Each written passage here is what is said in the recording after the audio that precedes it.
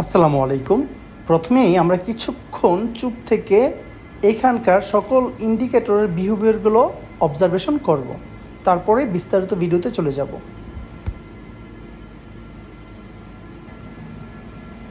লক্ষ্য করবেন কিছু ইন্ডিকেটর ব্লিঙ্কিং করতেছে এবং কিছু জ্বলে আছে, পাশাপাশি কিছু সুইচও এখানে রয়েছে। তাহলে চলেন এখন মূল ভিডিওতে চলে যাই।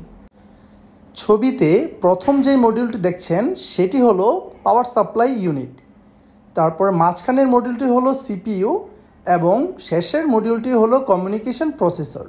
এবং দুই পাশে দুটি করে থাকার কারণ হলো এটি একটি রিটেনডেন্সি সিস্টেম। এখানে ডাবল মডিউল ইউজ করার কারণ হলো যদি কোনো কারণে একটি ফেল করে সাথে সাথেই যেন দ্বিতীয়টি লাইনে চলে আসতে পারে এবং আমাদের অপারেশনকে কন্টিনিউ রাখতে পারে। আর এই প্রসেসটাকে বলা হয় রিটেনডেন্সি সিস্টেম বা রিটেনডেন্সি প্রসেস। মডিউলগুলোর উপরে আপনারা দেখতে পাচ্ছেন 1, 2, 3, 4, 5 লেখা রয়েছে। পাশাপাশি ডান পাশের মডিউলগুলোর উপরেও যদি দেখবেন 1, 2, 3, 4, 5 লেখা রয়েছে। মাঝখানে 1, 2, 3, 4 টোটাল 4টি এমটি র্যাক রয়েছে। তাহলে এই উপরের হলো 5 এবং 4 টোটাল 9টি করে একটি র্যাক হয়। তো এখানে যেহেতু দুটি পিএলসি ব্যবহার করা হয়েছে তাই টোটাল 18টি র্যাক রয়েছে, যার মধ্যে 5টি 10টি ব্যবহার রয়েছে এবং 4টি 8টি এমটি র্যাক রয়েছে। মডিউলগুলোর উপরের এই সকল হলো ইন্ডিকেটরস, বিভিন্ন ধরনের ইন্ডিকেটরস রয়েছে এখানে যা অ্যালার্ম এবং ফল্ট শো করে থাকে। তারপর নিচের এগুলো হলো বিভিন্ন সুইচ, এটা power on of, PLC run stop, বিভিন্ন ধরনের সুইচ রয়েছে এখানে। উপরের কোণার এটি হলো এই পাওয়ার সাপ্লাইটির মডেল, যা কিনা 407 10 এম্পিয়ারের একটি পাওয়ার সাপ্লাই এবং এটি হলো এমএলএফবি নাম্বার, যার দ্বারা এই প্রোডাক্টটিকে আইডেন্টিফাই করা যায়। পাশাপাশি রয়েছে সিপিইউর মডেল নাম্বার, সিপিইউর এমএলএফবি নাম্বার, তারপরে সিপির মডেল নাম্বার এবং সিপির এমএলএফবি নাম্বার। পিএলসির পাওয়ার মডিউলে দেখতে পাচ্ছেন দুটি ব্যাটারি রয়েছে। এই ব্যাটারিগুলোর প্রাইমারি পারপাস হলো র্যামের মধ্যে, পিএলসির সিপিইউর র্যামের মধ্যে যেই ডেটা থাকবে যদি কোনো কারণে পাওয়ার ফেলিওর হয় যেন সেই ডেটাগুলো মুছে না যায়। দ্বিতীয়ত পাওয়ার সাপ্লাইয়ের কোনো কারণে যদি শর্ট টাইম পাওয়ার ইন্টারাপশন হয় তাও যেন সিপিইউ সচল থাকে, সেই কাজটি করে থাকে।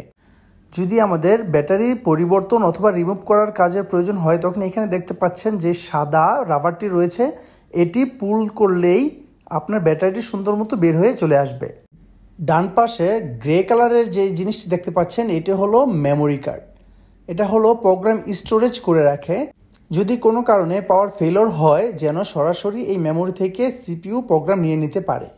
পাশাপাশি যদি আপনাদের সিপিইউ চেঞ্জ করার প্রয়োজন হয় তাহলে এই মেমোরি কার্ডটি নতুন সিপিইউতে লাগিয়ে দিলেই প্রোগ্রাম ট্রান্সফার হয়ে যায়। তার মানে হলো ইজিলি প্রোগ্রাম ট্রান্সফার করার জন্য এটি ব্যবহার করা যাবে। তাছাড়া প্রোগ্রাম বা প্রজেক্টটি যদি অনেক বড় হয়ে থাকে তাহলে এটা সিপিইউকে এক্সট্রা মেমোরি সাপোর্টও দিতে পারে। তো এ হলো power supply unit. This power module provide necessary power to the CPU and it's provide 5 volt and 24 volt output to the PLC.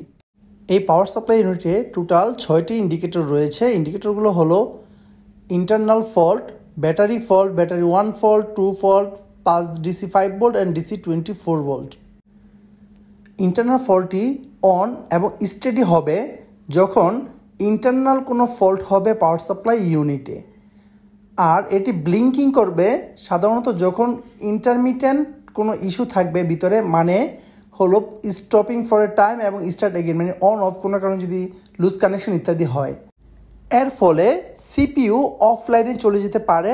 দ্বিতীয়টি হলো বাফ ফল্ট বা ব্যাটারি ফল্ট, যদি কোনো কারণে ব্যাকআপ ব্যাটারিতে কোনো প্রবলেম হয় তাহলে এই ফল্টটি ইন্ডিকেট করবে, তবে এর ফলে সিপিইউর অপারেশনের কোনো ক্ষতি হবে না যদি না কোনো পাওয়ার ইন্টারাপশন ঘটে।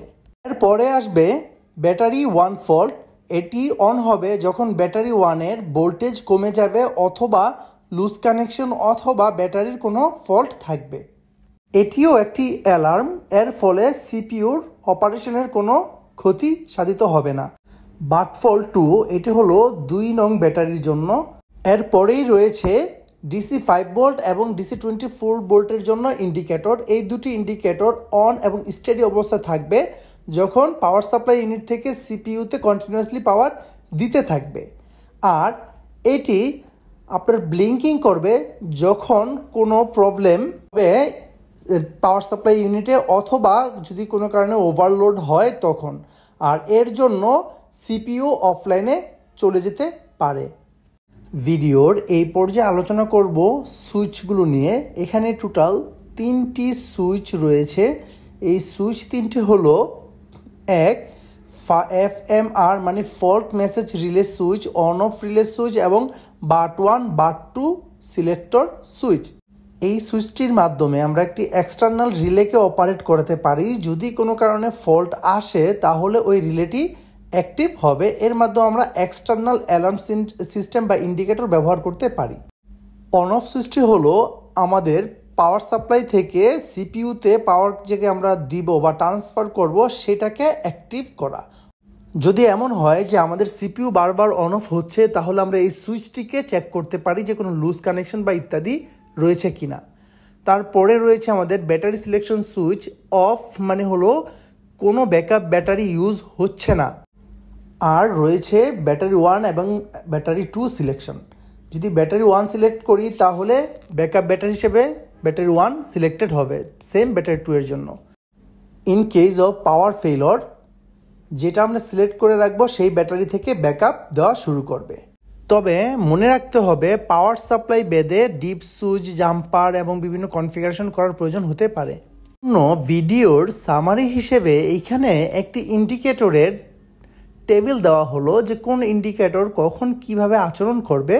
পাশাপাশি সুইচগুলোর জন্য একটি টেবিল দেওয়া হলো কিভাবে সুইচগুলো তার কার্য হাসিল করবে। এখন এই ভিডিওটি আমরা আর দীর্ঘায়িত করব না। পরবর্তী ভিডিওতে মানে নেক্সট পার্টে আমাদের সিপিইউ এবং সিপি মডিউলের ইন্ডিকেটর এবং সুইচ সম্পর্কে বিস্তারিত আলোচনা করা হবে। Thanks for watching. আল্লাহ হাফেজ। আসসালামু আলাইকুম।